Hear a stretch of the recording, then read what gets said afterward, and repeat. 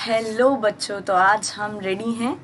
जैसा कि मैंने आपको सेल चैप्टर जब हम पढ़ रहे थे तभी मैंने बताया था कि आपको चैप्टर ख़त्म होने के टाइम पे एक सरप्राइज़ मिलेगा।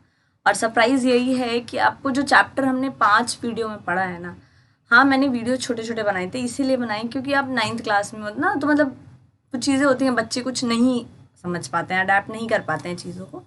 तो मे बी सम कुछ ऐसे होंगे जो थोड़ा टाइम टेकिंग लेते होंगे, उसके बाद वो लर्न कर पाते होंगे, इसलिए मैंने छोटे छोटे वीडियो बनाए थे। तो देखो अभी क्या है, चैप्टर पढ़ लिया है, चैप्टर समझ आ गया है, अभी है लर्न करने की बारी, है ना। लेकिन लर्न तभी होगा जब आपको आंसर फॉर्म करना आता है। आंसर फॉर्म करना आता है ना, तो these opinions are very very helpful for you. इनमें क्या है कि हमने एक पेज में पूरे जो भी कंटेंट था एक चैप्टर का, उसको हमने एक पेज में कंबाइन किया। और इस एक पेज को अभी तो आज तो मे बी तुम्हें शायद 10 से 15 मिनट्स लग जाएं इसको रिवाइज करने में, समझने में, ठीक है। मगर जब आप इसके मतलब आदत हो जाएगी ना इसको पढ़ने की, इसको समझने की, तो you will take only 3 to 4 minutes to revise it, जिससे आपका पूरा ही चैप्टर रिवाइज होगा। तो आज हम क्या कर रहे हैं, आज हमारा जो पहला है हम सेल के साथ शुरू कर रहे हैं, क्योंकि हमने जो पहला चैप्टर पढ़ा है वो सेल ही पढ़ा है, ठीक है। तो चलो देखते हैं। ये देखो मैंने नोट्स बना दिए हैं, ये हैंड रिटन इसीलिए हैं क्योंकि कहीं नहीं मिलेंगे, है ना। कॉपी पेस्ट तो सभी कर लेते हैं, but hand written notes are well good, और ये मेरे खुद के बनाए हुए हैं, ठीक है। तो इस एक पेज में मैंने ऐसे भी वर्ड्स यूज़ किए हैं जैसे अगर किसी को आंसर नहीं फॉर्म करना आ रहा है तो भी वो इसको यूज़ करके थोड़ा बहुत स्कोर अच्छा कर सकता है, ठीक है। बट अगर आंसर फॉर्म करना आता है तो बहुत ज़्यादा ही यूज़फुल ये होंगे, ठीक है। तो हमने शुरू कहाँ से किया, पहले तो हमने सारी डिस्कवरी देख ली। पहली कौन सी थी, रॉबर्ट हुक ने, जिसने कॉक्सेल डिस्कवर किया। लेवेनहॉक लेवेन सेल कौन से ईयर में किया, ठीक है। रॉबर्ट ब्राउन ने न्यूक्लियस डिस्कवर किया 1831 में। पुरकिंजे ने प्रोटोप्लाज्म किया। स्क्लेडन श्वान ने सेल थ्योरी दी। रुडोल्फ विर्कॉ ने कहा ओमने सेलुलाई सेलुला, मतलब हर एक जो सेल नया आया है वो पुराने प्री एग्जिस्टिंग सेल से बन के आया है। फिर ऑर्गेनिज्म हमारे पास दो टाइप के होते हैं, यूनिसेलुलर मल्टी सेलुलर। यूनिसेलुलर मतलब सिंगल सेल, मल्टी सेलुलर मतलब मैनी सेल से बने हुए। उसके बाद कुछ सेल ऑर्गेनेली आते हैं जो हम पढ़ते हैं। तो इसमें पहला क्या आ गया, प्लाज्मा मेम्ब्रेन। ये क्या है, आउटर कवरिंग है और सिलेक्टिवली परमेबल है, मतलब कि ये इन एंड आउट होने में कुछ स्पेसिफिक सब्सटेंस को ही ऐसा कराने देगा। ऐसा नहीं है कि कोई भी सब्सटेंस एंटर कर रहा है, कोई भी सब्सटेंस आउट जा रहा है, ऐसा नहीं है। किससे बनी हुई है, it is made up of protein and lipid, ठीक। उसके बाद है डिफ्यूजन। डिफ्यूजन क्या था, इन and out of the gas inside और आउटसाइड ऑफ द सेल, कि कोई भी गैस जो है उसका एक्सचेंज हो रहा है। यहाँ पे एग्जांपल क्या था, रेड ब्लड सेल्स का, जो कि ऑक्सीजन और कार्बन डाइऑक्साइड का एक्सचेंज कराते हैं, कहाँ पर, एल्वियोलाई में, ठीक। उसके बाद क्या है, ऑस्मोसिस। ये क्या था, ऑस्मोसिस या वाटर का movement in and out of the cell, ठीक, जिसमें हमने 3 चीजें पढ़ ली। कंसंट्रेशन में क्या पढ़ा था हमने, एक हाइपोटोनिक सॉल्यूशन, हाइपरटोनिक, आइसोटोनिक और हाइपोटोनिक, ठीक है। हाइपोटोनिक में क्या था, कंसंट्रेशन बाहर ज़्यादा था, जिससे क्या हो रहा है, हमें पता है ऑस्मोसिस में क्या होता है, concentration from higher level to lower level ही वाटर जाता है। तो यहाँ जब ज़्यादा है तो यहाँ से वाटर अंदर की तरफ मूव कराएगा और सेल जो होगा क्या, स्वेल हो जाएगा। आइसोटोनिक में कंसंट्रेशन बराबर होता है तो फिर कोई भी मूवमेंट नहीं होगा। हाइपरटोनिक में क्या हो रहा है कि इनसाइड द सेल जो सोल्यूशन की कंसंट्रेशन है, मतलब H2O की, वो ज़्यादा है, ठीक है। तो क्या हो रहा है कि सारा का सारा पानी बाहर निकल जा रहा है। इससे क्या हो रहा है कि सेल जो है वो श्रिंक कर रहा है, ठीक।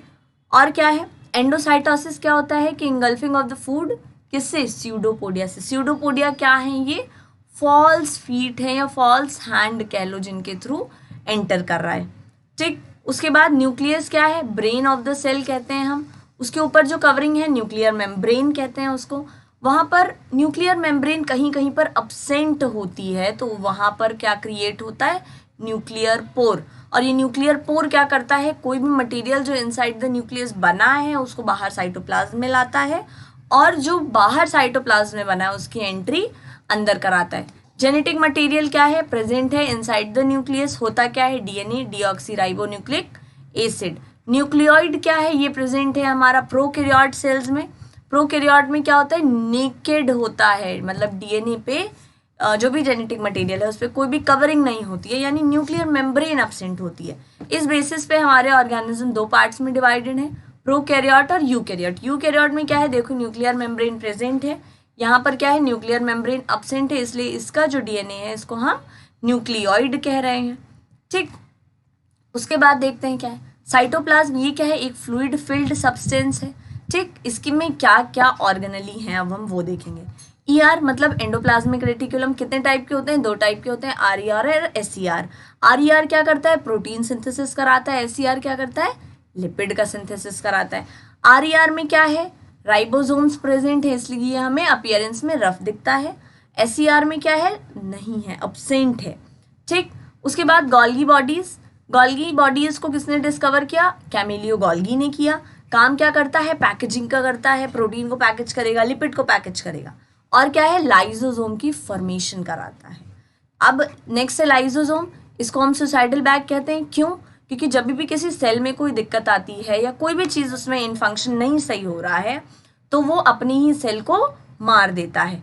सिंगल मेम्ब्रेन है, इसमें डबल मेम्ब्रेन नहीं है, और कोई भी फॉरेन मटेरियल जो सेल के अंदर एंटर किया है ये उसको डाइजेस्ट कराने का भी काम करता है।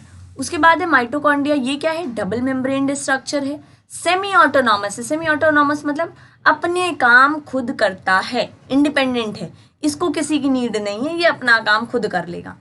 इसके पास खुद का डीएनए है, खुद का राइबोसोम है। जैसे आप इंडिपेंडेंट हो तो खुद का घर है आपके पास, खुद की गाड़ी है, वैसे ही माइटोकॉन्ड्रिया भी इंडिपेंडेंट है और उसके पास अपना डीएनए है, अपना राइबोसोम है। तो हमें इससे थोड़ी सी मोटिवेशन लेनी चाहिए। Power house of the cell, क्यों भाई, एटीपी बनाता है, एटीपी का जनरेशन करता है। दूसरी चीज, ये भी डबल मेम्ब्रेन है, तो आउटर मेम्ब्रेन होती है, इनर मेम्ब्रेन होती है। आउटर मेम्ब्रेन कैसी है, पोरस है, मतलब वहां पे कुछ कुछ पोर्स प्रेजेंट है। इनर मेम्ब्रेन क्या है, डीपली फोल्डेड है, ऐसे ऐसे, मैंने बताया था ना उस बार हम लोगों ने स्ट्रक्चर पढ़ा, तो ऐसे ऐसे डीपली फोल्डेड क्यों है, ताकि हमें सरफेस एरिया ज़्यादा मिल जाए, और अगर सरफेस एरिया ज़्यादा मिलेगा तो इसका क्या मतलब है कि वहाँ पर एटीपी ज़्यादा से ज़्यादा जनरेट होगा। ठीक, उसके बाद क्या बच रहा है, प्लास्टिड्स। ये क्या होते हैं, ये भी डबल मेम्ब्रेन स्ट्रक्चर होते हैं, इनके पास भी अपना डीएनए और आरएनए होता है, आई मीन क्लोरोप्लास्ट वाली कंडीशन में। ठीक, ये कहाँ होते हैं, सिर्फ और सिर्फ प्लांट में प्रेजेंट होते हैं। किसका काम करते हैं, स्टोरेज का, कोई भी ना कोई फूड का स्टोरेज कर रहे हैं, कुछ भी कर रहे हैं। वैक्यूल क्या है, 90% ये प्लांट में स्पेस ले लेता है, लेकिन एनिमल्स में क्या होता है, या तो छोटा होता है या फिर नहीं होता है। फूड स्टोरेज का काम करेगा, सिंगल मेम्ब्रेन है।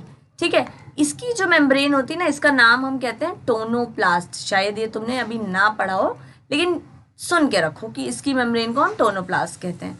ठीक, उसके बाद है हमारे पास सेल डिवीजन आ गया कि आखिर एक सेल से 2 सेल बनेंगे कैसे, ये भी हमारे लिए जानना ज़रूरी है।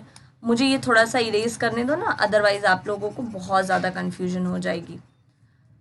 ठीक, अभी देखो क्या है, सेल डिवीजन कैसे होगा, एक सेल से टूट के कितने सेल बनाने हैं, हमें 2 सेल बनाने।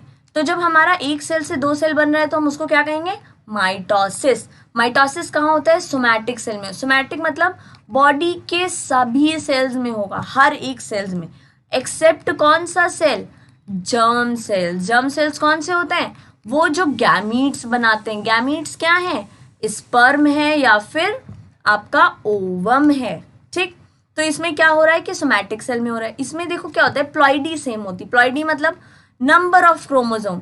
क्या होता है कि जैसे रुको हम यहाँ पे चल के समझ लेते हैं इस चीज़ को। लेट मी इरेज दिस ताकि आपको इजीली समझ में आए सारी चीज़ें। देखो क्या है, प्लॉइडी का मतलब जो ना हमारा सेल है 2n है। 2n मतलब उसके पास 46 नंबर ऑफ क्रोमोसोम्स होते हैं, है ना। अब जब ये डिवाइड करेगा तो क्या होगा, जाना तो भैया n चाहिए था ना, मतलब 23 इधर आते, 23 इधर आते, डिवाइड कर रहे हैं हम 2 से, लेकिन नहीं। कैसा होता है कि जो माइटोसिस का डिवीजन होता है ये आपका इक्वेशनल डिवीजन होता है। इक्वेशनल मतलब सेम, जब डिवाइड होगा तो सेम 46 क्रोमोसोम इधर आएंगे, 46 क्रोमोसोम इधर बनेंगे। ठीक है, इसीलिए कि यहाँ पर प्लॉइडी जो रहती है ना ये हमेशा सेम रहती है। अगर ये बहुत ज़्यादा नहीं भी क्लियर है चलेगा, बट लर्न करके रखो कि प्लॉइडी हमेशा सेम होती है। मे बी आपको प्लॉइडी ना समझ में आ रहा हो वर्ड, तो आप इतना ध्यान रख लो कि नंबर ऑफ क्रोमोसोम सेम होते हैं। ठीक है, माइटोसिस में जब भी डिवीजन होगा। उसके बाद आता है मियोसिस। मियोसिस क्या है, जर्म सेल्स में होगा। जर्म सेल्स मैंने अभी बताया ना, जर्म सेल्स कौन से सेल्स होते हैं, वो सेल जो स्पर्म या ओवम को बनाएंगे, है ना। तो इसमें देखो क्या होता है कि एक सेल होता है, ये डिवाइड करता है पहले तो 2 सेल में, ठीक। अब ये 2 सेल आगे फर्दर डिवाइड कर जाते हैं और 4 सेल बना लेते हैं। तो ये क्या है, जर्म सेल्स में हो रहा है, और जर्म सेल्स क्या बना रहे हैं, स्पर्म बना रहे हैं और ओवम बना रहे हैं। इसमें क्या होता है, ये 2n होता है यानी 46 क्रोमोसोम होते हैं। यहाँ पर क्या हो जाता है, यहाँ पर भी 2n ही रहता है, लेकिन जब आगे डिवीजन होता है तो ये n और n में डिवाइड कर जाता है, ठीक। क्यों ऐसा हो रहा है, क्योंकि हमें हमेशा जो 46 क्रोमोसोम की नंबर है वो मेंटेन रखनी है। अब अच्छा, ये 4 जर्म सेल्स या तो स्पर्म होंगे या ओवम, तो इनको आगे या तो ओवम मिलेगा या तो स्पर्म मिलेगा, डिपेंडिंग अपॉन कंडीशन कि आपके पास ऑलरेडी क्या था, है ना। तो इसको जो भी मिलेगा ये उसके साथ कंबाइन कर जाएगा, और तो क्या, तो जो नया आगे जाइगोट बनेगा वो भी तो 2n ही होगा, ठीक। इस पे इतना ज़्यादा लोड नहीं लो, बस जो याद करने को कहा है वो याद, और हो सकता है आपको इसमें समझ में भी आ गया हो, ठीक है। चलो इसको इरेज नहीं करते हैं क्योंकि क्या ये आएगा तो है नहीं हमारे PDF पे, ठीक है। चलो थैंक यू, शायद आपको ये चैप्टर समझ आ गया था, और चैप्टर समझ आया है तो OPN भी समझ आया। देखो OPN की क्लास लेने का मोटो यही था, क्योंकि बच्चे को आप एक पेज दे दोगे वो कैसे समझेगा, है ना। फिर भी मैंने कोशिश करी है कि मैं कुछ चीज़ें वर्ड में ही लिखूँ, मैंने शॉर्ट फॉर्म्स इतने नहीं यूज़ किए हैं ताकि इजीली आप लोगों को समझ आए, ठीक। और इस OPN को अगर आपको चाहिए प्रिंटेबल फॉर्म में, जैसे भी फॉर्म में आप करवा सकते हो, कोई प्रॉब्लम नहीं है। तो आप कनेक्ट हो जाओ टेलीग्राम पे मेरे साथ, ये चैनल है सेम नाम से है, इधर you can search molecular matters. अगर नहीं सर्च है तो आपको लिंक भी मिल जाएगा डिस्क्रिप्शन में, गो देयर और आप वहाँ से ज्वाइन कर लो। क्लास के भी PDFs अवेलेबल रहेंगे, आपको OPN भी अवेलेबल रहेंगे वहाँ पे, ठीक है। बाकी आप कनेक्ट हो जाओ इंस्टाग्राम पे, जहाँ पर आपको नोटिफिकेशंस मिलते रहेंगे कि कब कौन सा लेक्चर आने वाला है, कब क्या नया चीज़ है, ठीक है। और बहुत जल्दी हम इस पे क्वेश्चंस भी सॉल्व करेंगे इस चैप्टर से रिलेटेड जो MCQ बनते हैं, ठीक है। तो ऑल द बेस्ट, जो भी आपका एग्जाम